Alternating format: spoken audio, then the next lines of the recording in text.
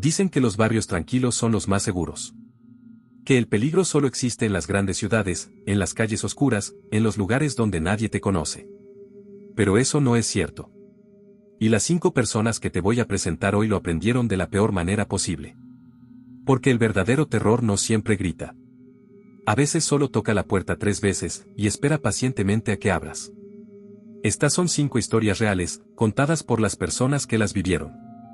Historias de vecinos que nunca duermen, de casas que esconden algo debajo del suelo, de voces detrás de puertas que nunca debiste abrir.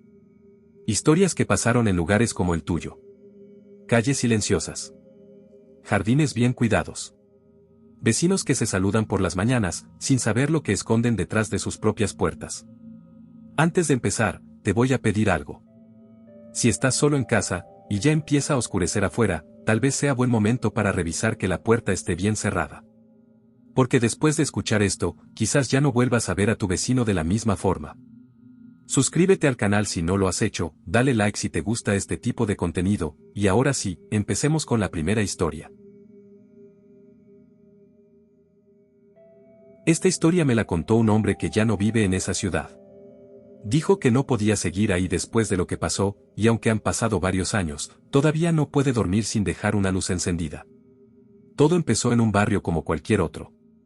Casas pequeñas, jardines bien cuidados, gente que se saludaba desde la ventana por las mañanas. De esos lugares donde nunca pasa nada, donde los niños andan en bicicleta hasta tarde porque no hay nada que temer. O eso creían. Al final de la calle había una casa distinta a las demás. No por su tamaño ni por su color, sino porque siempre estaba a oscuras. Las cortinas jamás se abrían. Nadie recordaba haber visto a la persona que vivía ahí, aunque todos sabían que alguien vivía ahí, porque de vez en cuando, muy de vez en cuando, se encendía una luz en la ventana de arriba. Solo una. Y solo por unos segundos. Daniel, el hombre que me contó esto, se mudó a esa calle con su esposa hacía apenas unos meses. Era una casa nueva para ellos, la primera que compraban juntos. Estaban felices. No sabían nada sobre la casa del final de la calle, y al principio ni siquiera se fijaron en ella. Fue una noche de otoño cuando todo cambió. Daniel no podía dormir. Se levantó a tomar agua y, sin razón alguna, miró por la ventana de la cocina. La calle estaba completamente vacía, como siempre a esa hora. Pero algo lo hizo detenerse. En la casa del final, la luz de arriba estaba encendida. Y había una silueta parada justo frente a la ventana. Inmóvil. Mirando hacia la calle. Daniel sintió un escalofrío recorrerle la espalda. No podía ver el rostro de la persona, solo la forma oscura recortada contra la luz amarilla. Se quedó ahí, paralizado, sin saber por qué no podía moverse. Y entonces, la silueta giró la cabeza. Lentamente. Como si hubiera sentido que alguien la observaba desde tan lejos. Daniel dejó caer el vaso de agua. El sonido del vidrio rompiéndose lo sacó de su trance, y cuando volvió a mirar, la luz ya estaba apagada. A la mañana siguiente pensó que había sido su imaginación. El cansancio, las sombras, la mente jugando trucos en la oscuridad. Pero cuando le contó a su esposa, ella palideció. Yo también la vi, le dijo. Hace una semana. Pensé que había sido un sueño. Empezaron a preguntar a los vecinos. La respuesta fue siempre la misma, nadie sabía quién vivía ahí. Algunos decían que la casa llevaba años deshabitada. Otros juraban haber visto un camión de mudanza hacía mucho tiempo, pero nadie recordaba haber visto salir o entrar a nadie desde entonces. Una vecina mayor, la señora Beatriz, que llevaba más de 30 años viviendo en esa calle, les contó algo que les heló la sangre. Dijo que hace mucho tiempo, una familia vivía en esa casa. Un matrimonio con un hijo pequeño. Pero un día, sin explicación, dejaron de salir. Las autoridades fueron a revisar después de que los vecinos reportaron no verlos por semanas. Encontraron la casa vacía. Ni un mueble, ni una pertenencia, nada. Como si nunca hubiera vivido nadie ahí. Pero las luces seguían encendiéndose por las noches. Desde entonces, dijo la señora Beatriz, bajando la voz, esa casa no es de nadie. Y a la vez, es de algo. Daniel no le dio mucha importancia a la historia. Pensó que era solo un cuento de viejos, de esos que se repiten en los barrios para asustar a los niños. Pero las noches siguientes empezaron a suceder cosas extrañas. Primero fueron los ruidos. Un golpeteo suave en la pared que compartía con el jardín trasero, justo del lado que daba hacia la casa del final. Al principio pensó que era un animal, tal vez un mapache o un perro callejero. Pero el golpeteo tenía un ritmo extraño, casi como si alguien estuviera tocando con los nudillos, 3 golpes, una pausa, 3 golpes más. Luego, su esposa empezó a sentir que la observaban. Decía que cuando tendía la ropa en el patio, sentía una presencia detrás de ella, como una mirada fija sobre su nuca. Cada vez que se daba vuelta, no había nadie. Pero la sensación se repetía, cada vez con más frecuencia. Una noche, Daniel decidió que ya era suficiente. Tomó una linterna y salió al patio trasero, decidido a averiguar qué estaba pasando. Caminó hacia la cerca que dividía su jardín del patio de la casa abandonada. El aire se sentía distinto ahí, más frío, más pesado. Como si respirar costara un poco más de esfuerzo. Se acercó a la cerca de madera y alumbró con la linterna hacia el otro lado. La casa se veía igual que siempre, oscura, silenciosa, imponente en su quietud. Pero entonces notó algo que lo dejó sin aliento. En el jardín trasero de esa casa, entre la hierba crecida, había pequeñas huellas de pies descalzos. Huellas de un niño. Y todas llevaban directo hacia la cerca donde él estaba parado. Daniel retrocedió lentamente, sin atreverse a apartar la vista de la casa. Y entonces la escuchó, una voz de niño, suave, casi un susurro, que venía de algún lugar entre las sombras del jardín vecino. ¿Puedo jugar contigo? Daniel corrió hacia su casa sin mirar atrás. Cerró la puerta con seguro, algo que nunca antes había hecho, y no durmió en toda la noche. A partir de esa noche, decidieron mudarse. No les importó perder dinero en la venta apresurada de la casa, no les importó dejar su primer hogar juntos. Solo querían alejarse de esa calle, de esa casa al final, de esa voz de niño que Daniel todavía escuchaba en sus pesadillas. Antes de irse. Sin embargo, Daniel hizo algo que después se arrepentiría. Una tarde, mientras empacaban las últimas cajas, decidió cruzar la calle y acercarse a la casa. Necesitaba verla de cerca, entender qué era lo que los había estado atormentando durante esos meses. Se paró frente a la puerta principal, sintiendo que su corazón latía con fuerza en su pecho. Tocó 3 veces. Nadie respondió. Pero escuchó pasos dentro. Pasos lentos, arrastrados, que se acercaban a la puerta desde el otro lado. Se detuvieron justo frente a él, separados solo por la madera vieja de la puerta. Daniel esperó, paralizado por el miedo, sin poder moverse ni un centímetro. Y entonces, desde el otro lado de la puerta, escuchó una voz. No era la voz de un niño esta vez. Era una voz adulta, ronca, que pronunció una sola frase antes de que los pasos se alejaran de nuevo hacia la oscuridad de la casa. Ya sé dónde vives ahora. Daniel y su esposa se mudaron esa misma semana a otra ciudad, a cientos de kilómetros de distancia. Pero según me contó él mismo, hace apenas unos meses, mientras revisaba las cámaras de seguridad de su nueva casa, encontró una grabación de las 3 de la madrugada. En ella, se ve claramente una silueta parada frente a su ventana, inmóvil, mirando hacia el interior de la casa. Borraron la grabación de inmediato. Pero desde esa noche, Daniel dice que a veces, cuando el silencio de la casa es total, escucha 3 golpes suaves en la pared. Y una vocecita, muy lejana, que le pregunta si puede jugar con él. Marisol vivía en un barrio residencial tranquilo, de esos donde las familias llevan generaciones viviendo, donde todos se conocen y las puertas casi nunca se cierran con seguro durante el día. Ella se había mudado allí hacía 2 años, después de conseguir trabajo en la ciudad, y le encantaba la paz que se respiraba en esas calles. Su casa quedaba justo al lado de la de un hombre llamado Ramiro. Un hombre callado, de unos 60 años, que vivía solo desde que su esposa había fallecido, según le contaron los vecinos. Marisol lo saludaba de vez en cuando coincidían sacando la basura o regando el jardín, y él siempre respondía con una sonrisa breve y educada, sin entrar en mucha conversación. Lo que empezó a inquietar a Marisol no fue algo que Ramiro hiciera de manera directa, sino algo que notó con el paso de las semanas: la luz de la sala de su casa nunca se apagaba. Nunca. Ni de día ni de noche. Al principio pensó que tal vez era solo una costumbre, algo relacionado con la seguridad de la casa. Pero después de un tiempo, empezó a notar algo más inquietante todavía: Ramiro nunca dormía. Ella trabajaba desde casa la mayoría de los días, y su oficina improvisada tenía una ventana que daba directamente hacia el patio lateral de la casa de Ramiro. A cualquier hora que mirara, de madrugada, al amanecer, en la mitad de la tarde, siempre veía la misma escena, Ramiro sentado en una silla junto a la ventana de su sala, completamente inmóvil, mirando hacia afuera. Hacia la calle. Hacia la casa de Marisol. Al principio pensó que era coincidencia. Tal vez el hombre tenía insomnio, algo común en personas mayores que han perdido a su pareja. Pero la sensación de ser observada empezó a crecer dentro de ella como una plaga silenciosa. Cada vez que salía a su patio, sentía los ojos de Ramiro sobre ella, aunque no siempre lograra verlo directamente. Una noche, mientras conversaba con una amiga por videollamada, Marisol mencionó de pasada la costumbre extraña de su vecino. Su amiga, riendo, le dijo que probablemente el señor solo era solitario y que quizás disfrutaba de mirar hacia la calle para sentirse acompañado. Marisol quiso creerlo. Pero algo en su interior le decía que había algo más. Las cosas escalaron una noche de lluvia, cuando Marisol regresaba tarde del trabajo.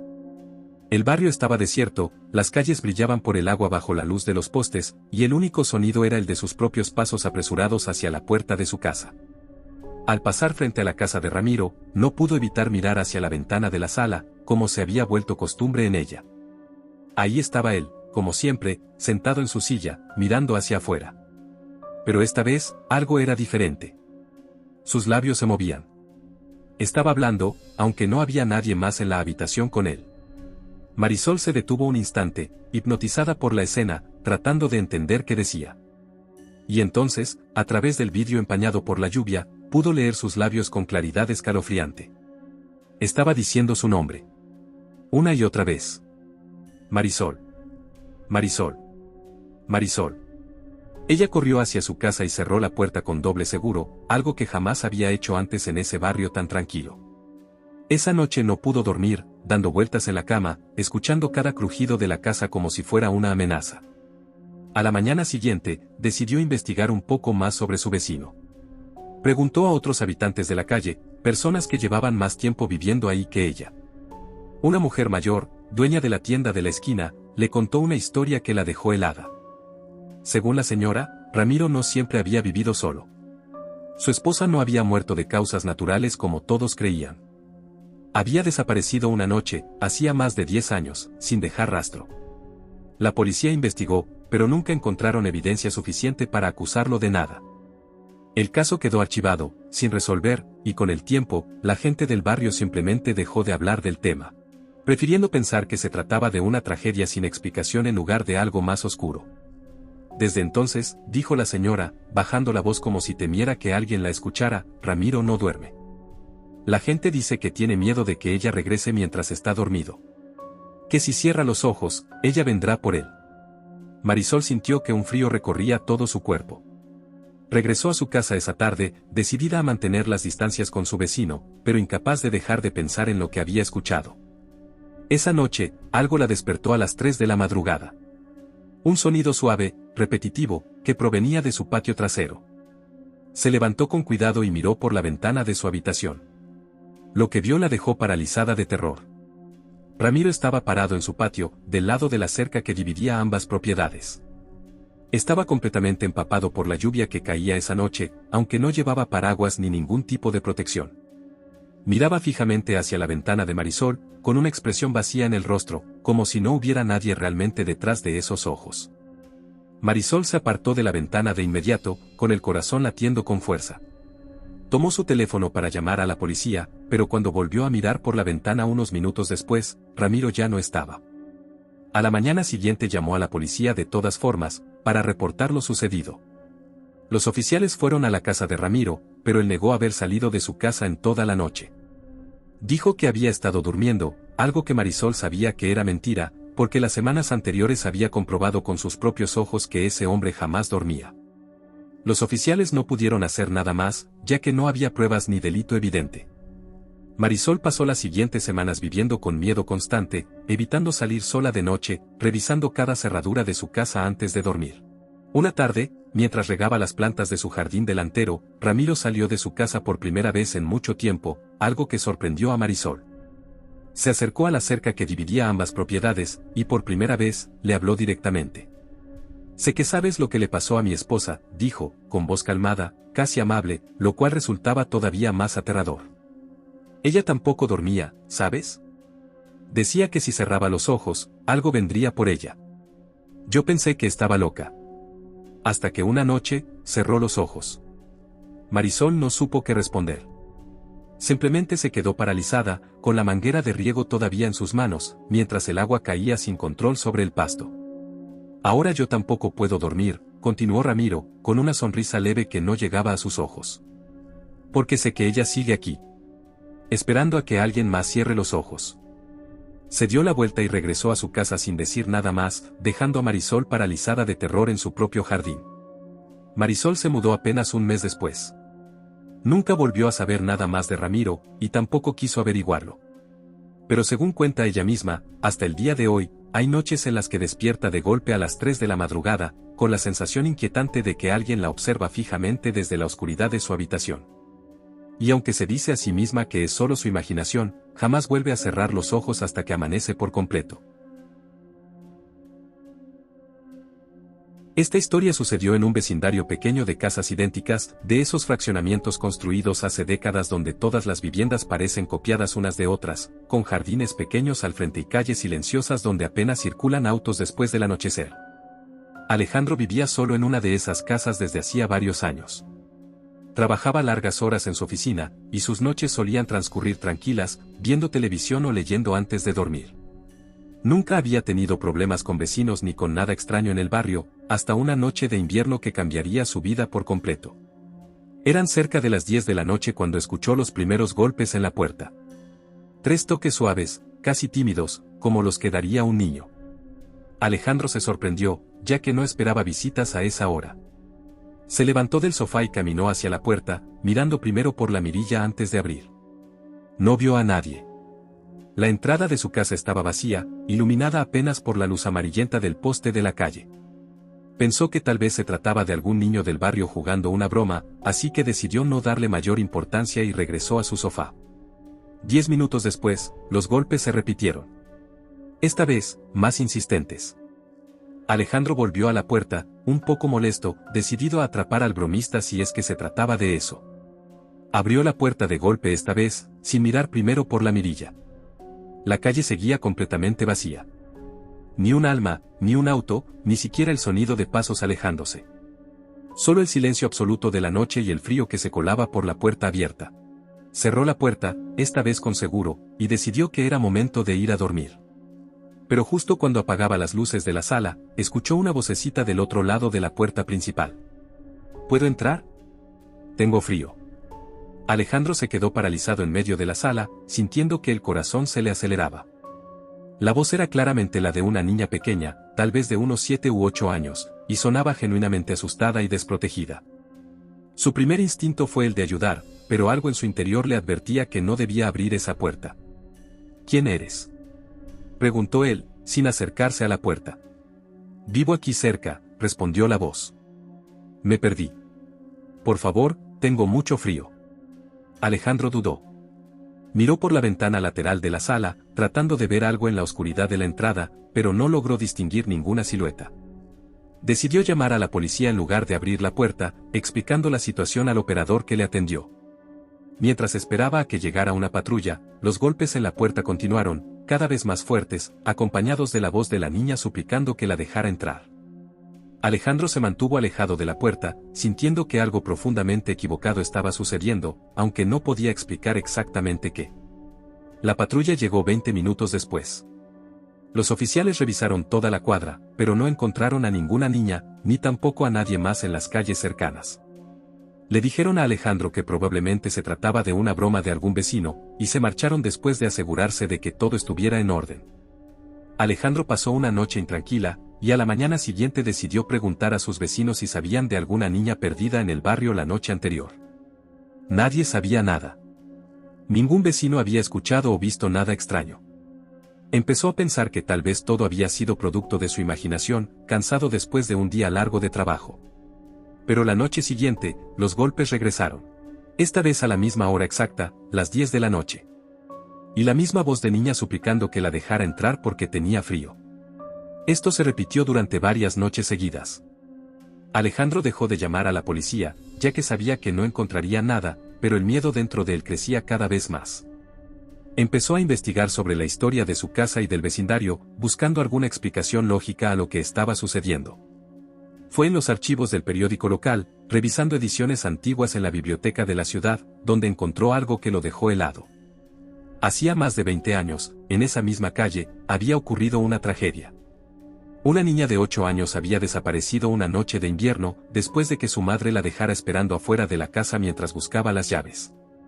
Cuando la madre volvió, la niña ya no estaba. La buscaron durante semanas, pero nunca la encontraron. El caso quedó sin resolver, marcado como una de las desapariciones más misteriosas de la zona. La dirección de esa antigua casa, según el artículo, era la misma en la que Alejandro vivía ahora. Esa noche, cuando los golpes regresaron a las 10 en punto, Alejandro sintió que un escalofrío recorría cada parte de su cuerpo. La voz de la niña sonaba más desesperada que nunca. «Por favor, tengo mucho frío. Ya no puedo caminar más». Alejandro, con las manos temblorosas, decidió finalmente acercarse a la puerta. No para abrirla, sino para hablarle a través de ella, tratando de entender qué era lo que realmente estaba sucediendo. «¿Cómo te llamas?», preguntó, con la voz quebrada por el miedo. Hubo un silencio largo del otro lado. Y luego, la voz respondió con un nombre que Alejandro reconoció de inmediato del artículo del periódico. El mismo nombre de la niña desaparecida hacía más de 20 años. «¿Puedes ayudarme a encontrar el camino a casa?», preguntó la voz, con un tono que ya no sonaba tan inocente como antes. «Llevo mucho tiempo buscando la puerta correcta». Alejandro retrocedió lentamente, alejándose de la puerta, sintiendo que el ambiente de toda la casa se había vuelto pesado, casi asfixiante. Los golpes se detuvieron de repente, y un silencio absoluto llenó cada rincón de la vivienda. Decidió mudarse apenas unas semanas después, incapaz de soportar el terror de escuchar esos golpes cada noche. Pero antes de irse, quiso hacer una última cosa. Investigó un poco más sobre el caso, tratando de averiguar qué había sucedido realmente con esa niña. Descubrió que, según los rumores de la época, la policía había sospechado en su momento del padrastro de la niña, un hombre que vivía en la casa contigua a la de Alejandro. Nunca se pudo comprobar nada en su contra, y el hombre se había mudado poco después de que el caso se archivara, sin dejar rastro tampoco. La última noche que Alejandro pasó en esa casa, los golpes regresaron, pero esta vez de una forma distinta. No provenían de la puerta principal, sino de la pared que dividía su casa de la vivienda vecina, la misma que antes había pertenecido al sospechoso del caso. Y la voz que escuchó esa noche ya no sonaba como la de una niña pidiendo ayuda, sino como un susurro grave y furioso que repetía una sola frase una y otra vez. «Él sabe dónde estoy. Él siempre supo dónde estaba». Alejandro se mudó al día siguiente sin mirar atrás.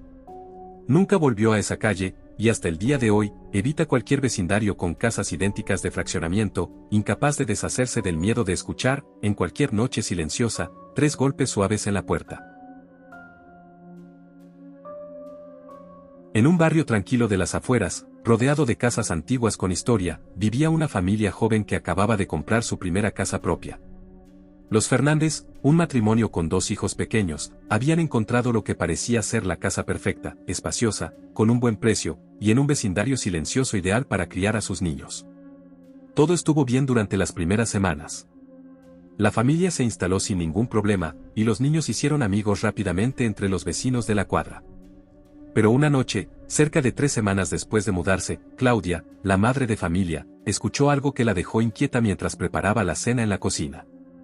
Un sonido sordo, como golpes lentos y constantes, proveniente de algún lugar bajo el piso de la casa. Pensó que tal vez se trataba de las tuberías, algo común en casas antiguas, así que no le dio mayor importancia en ese momento. Pero el sonido se repitió esa misma noche, mientras la familia dormía. Un golpeteo rítmico, casi como pasos lentos caminando bajo el suelo de la casa. Su esposo, Mauricio, decidió investigar al día siguiente. Revisó el sótano de la casa, un espacio pequeño y poco usado que habían decidido dejar como bodega para guardar cajas que aún no habían desempacado. No encontró nada extraño, ninguna tubería rota ni ningún animal que pudiera haberse colado dentro. Todo parecía en orden. Sin embargo, los sonidos continuaron durante las siguientes noches, siempre a la misma hora, alrededor de la medianoche. Golpes lentos, seguidos de un arrastre suave, como si algo pesado se moviera de un lugar a otro bajo el piso de la casa. Los niños empezaron a quejarse también de escuchar los ruidos desde sus habitaciones, y la más pequeña, Sofía, de apenas 5 años, empezó a decir algo que dejó a sus padres profundamente inquietos. «Hay alguien que vive abajo», dijo una mañana durante el desayuno. «Anoche me habló». Claudia y Mauricio se miraron con preocupación. Le preguntaron a la niña qué le había dicho esa persona, y ella respondió con una calma que resultaba todavía más perturbadora considerando lo que estaba diciendo. Me preguntó si quería ir a jugar con él. Dijo que él también es pequeño, como yo. Esa noche, los padres decidieron investigar más a fondo. Bajaron al sótano juntos, armados con una linterna potente, decididos a encontrar una explicación lógica para todo lo que estaba sucediendo. Revisaron cada rincón del pequeño espacio, moviendo cajas, revisando las paredes en busca de grietas o aberturas que pudieran explicar los sonidos. Fue Mauricio quien notó algo extraño en una esquina del sótano. Una sección del piso de concreto parecía distinta al resto, ligeramente hundida, como si hubiera sido reparada en algún momento del pasado. Golpeó suavemente esa sección con el mango de un martillo que había traído consigo, y el sonido que produjo fue notablemente hueco, muy diferente al resto del piso sólido. Decidieron investigar sobre la historia de la casa antes de hacer cualquier otra cosa. Al día siguiente, Claudia fue a la oficina de registros de la ciudad para revisar los documentos antiguos de la propiedad. Lo que descubrió la dejó profundamente perturbada. La casa había sido construida hace más de 50 años, y había pasado por varios propietarios a lo largo de las décadas. Pero hubo un periodo, hace aproximadamente 30 años, en el que la casa estuvo deshabitada durante un largo tiempo después de que ocurriera un incidente extraño con la familia que vivía ahí en ese entonces. Según los archivos del periódico local, que Claudia también revisó en la biblioteca municipal, una familia que vivía en esa casa había reportado la desaparición de su hijo menor, un niño de apenas 6 años. La investigación policial nunca llegó a ninguna conclusión clara. Aunque los rumores de la época sugerían que el niño podría haber quedado atrapado en algún espacio oculto de la casa durante un juego de escondidas, sin que nadie lograra encontrarlo a tiempo. La familia se había mudado poco después de la desaparición, incapaz de seguir viviendo en esa casa. Y aunque la propiedad había cambiado de dueños varias veces desde entonces, ningún propietario había permanecido ahí por mucho tiempo. Claudia regresó a su casa esa tarde con el corazón acelerado, decidida a contarle todo a su esposo. Pero antes de que pudiera hacerlo, escuchó gritos provenientes del patio trasero. Corrió hacia allá y encontró a Mauricio parado frente a una pequeña puerta de metal oxidado, medio escondida entre la maleza crecida al fondo del jardín, algo que ninguno de los dos había notado antes. Estaba buscando la manguera del jardín, explicó Mauricio, pálido, y encontré esto. La pequeña puerta parecía llevar a algún tipo de túnel o pasadizo subterráneo, posiblemente conectado con el sótano de la casa. Decidieron llamar a las autoridades de inmediato, explicando todo lo que habían descubierto ese día. La policía envió a un equipo para investigar el pasadizo esa misma tarde. Lo que encontraron dentro confirmó los peores temores de la familia. Un pequeño espacio subterráneo, apenas del tamaño para que una persona pequeña pudiera moverse dentro, con restos que, después de análisis forenses, fueron identificados como los del niño desaparecido 3 décadas atrás. Aparentemente, el pequeño había quedado atrapado en ese pasadizo durante el juego de escondidas, sin que nadie lograra escuchar sus gritos de auxilio desde el sótano de la casa, y sin poder encontrar la salida en la oscuridad total del túnel improvisado. La familia Fernández se mudó inmediatamente después de que las autoridades terminaran su investigación, incapaces de seguir viviendo en una casa con una historia tan trágica y perturbadora. Pero antes de irse, Sofía, la hija menor, dijo algo a su madre que ella jamás pudo olvidar. Ya no está triste, dijo la pequeña, mirando hacia la casa una última vez desde el auto mientras se alejaban. Ahora puede irse a jugar a otro lado. Claudia nunca supo si debía sentir alivio o un miedo todavía mayor por esas palabras. Se mudaron a otra ciudad completamente distinta, y aunque los golpes bajo el suelo jamás regresaron, hay noches en las que Sofía, ahora ya una adolescente, todavía dice sentir la presencia de un niño pequeño observándola desde algún rincón oscuro de su habitación, como si aquel espíritu, después de tantos años atrapado, hubiera decidido finalmente seguirla a su nuevo hogar. Esta es quizás la historia más inquietante de todas, porque no involucra fantasmas ni espíritus, sino algo mucho más real y aterrador, la certeza de que el peligro puede estar más cerca de lo que jamás imaginamos, escondido detrás de la fachada tranquila de un barrio aparentemente perfecto. Valentina vivía sola en una casa pequeña dentro de un fraccionamiento residencial, de esos lugares donde las familias se conocen entre sí y los niños juegan libremente en las calles hasta el anochecer. Trabajaba como enfermera en el hospital de la ciudad, por lo que sus horarios eran irregulares, y muchas veces regresaba a casa en la madrugada después de terminar turnos nocturnos agotadores. Todo comenzó de manera sutil, casi imperceptible al principio. Valentina empezó a notar una camioneta gris estacionada en distintos puntos de su calle durante las noches, siempre con las luces apagadas. Al principio no le dio importancia, pensando que probablemente pertenecía a algún vecino o visitante de la cuadra. Pero después de varias semanas, empezó a notar un patrón inquietante. La camioneta siempre aparecía cerca de la medianoche, justo alrededor de la hora en que ella solía regresar de sus turnos en el hospital. Y siempre se estacionaba en un punto desde donde se podía ver claramente la entrada de su casa. Una noche, mientras caminaba desde su auto hacia la puerta de su casa después de un turno particularmente largo, Valentina sintió una sensación helada recorrer su cuerpo al pasar cerca de la camioneta estacionada a pocos metros de su entrada. A través del vidrio polarizado, aunque no podía ver con claridad, tuvo la certeza absoluta de que alguien la observaba desde adentro. Aceleró el paso hacia su puerta, con las llaves temblando en sus manos por el nerviosismo, y una vez dentro, cerró con doble seguro, algo que empezó a hacer religiosamente cada noche a partir de entonces. Durante las siguientes semanas, la camioneta continuó apareciendo casi cada noche. Valentina empezó a fijarse en los detalles, el color gris oscuro, ligeramente oxidado en la parte trasera, sin placas visibles desde donde ella podía observar. Nunca veía a nadie entrar o salir del vehículo, y sin embargo, cada mañana cuando salía hacia el trabajo, la camioneta ya no estaba ahí. Decidió comentarlo con algunos vecinos, buscando saber si alguien más había notado la presencia extraña del vehículo. Para su sorpresa, varios de ellos confirmaron haber visto la misma camioneta rondando la cuadra durante las noches, aunque nadie sabía a quién pertenecía ni por qué estaba ahí con tanta frecuencia. Una vecina, la señora Rocío, quien vivía justo enfrente de la casa de Valentina, le contó algo que la dejó profundamente inquieta. Según ella, había visto en más de una ocasión a alguien salir de la camioneta durante la madrugada y caminar lentamente por la calle, deteniéndose específicamente frente a la casa de Valentina, como si estuviera estudiando cada detalle de la propiedad. Pensé que tal vez era alguien de mantenimiento o algo así, dijo la señora Rocío, con preocupación genuina en su voz. Pero la forma en que caminaba, tan lento, tan cuidadoso, no me dio buena espina. Valentina decidió instalar cámaras de seguridad alrededor de su casa esa misma semana, decidida a documentar lo que estaba sucediendo para poder reportarlo apropiadamente a la policía. Las cámaras confirmaron sus peores temores. En las grabaciones nocturnas, se podía ver claramente a un hombre bajando de la camioneta gris alrededor de la 1 de la madrugada, cada noche, y caminando lentamente hacia la casa de Valentina. El hombre, vestido completamente de oscuro con una capucha que ocultaba su rostro, se detenía justo frente a la puerta principal, permaneciendo ahí inmóvil durante varios minutos antes de regresar a su vehículo y marcharse. Valentina llevó las grabaciones a la policía de inmediato.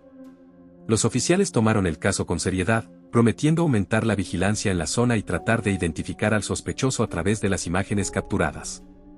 Sin embargo, durante las siguientes noches, la camioneta y el hombre encapuchado dejaron de aparecer, como si de alguna manera hubieran sabido que estaban siendo vigilados. Valentina empezó a sentirse un poco más tranquila con el paso de las semanas, pensando que tal vez el peligro había pasado definitivamente. Pero un mes después, mientras revisaba nuevamente las grabaciones de sus cámaras por rutina, encontró algo que la dejó completamente helada de terror.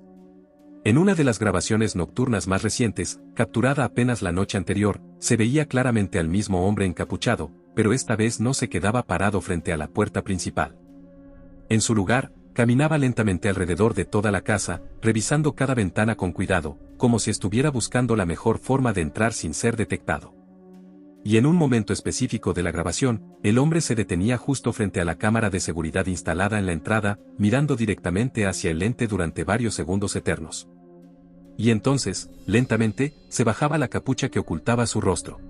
Valentina reconoció ese rostro de inmediato. Era el de un paciente que había atendido hacía varios meses en el hospital donde trabajaba, un hombre que había mostrado un comportamiento obsesivo hacia ella durante su estadía, insistiendo constantemente en obtener información personal sobre su vida fuera del trabajo, algo que ella siempre había rechazado con firmeza profesional.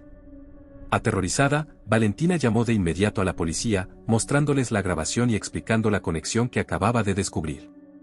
Los oficiales localizaron al hombre esa misma noche, encontrando en su camioneta gris un mapa detallado de la casa de Valentina, fotografías tomadas desde distintos ángulos de la propiedad durante varias semanas, y una lista escrita a mano con los horarios exactos de entrada y salida de ella, anotados con precisión obsesiva día tras día.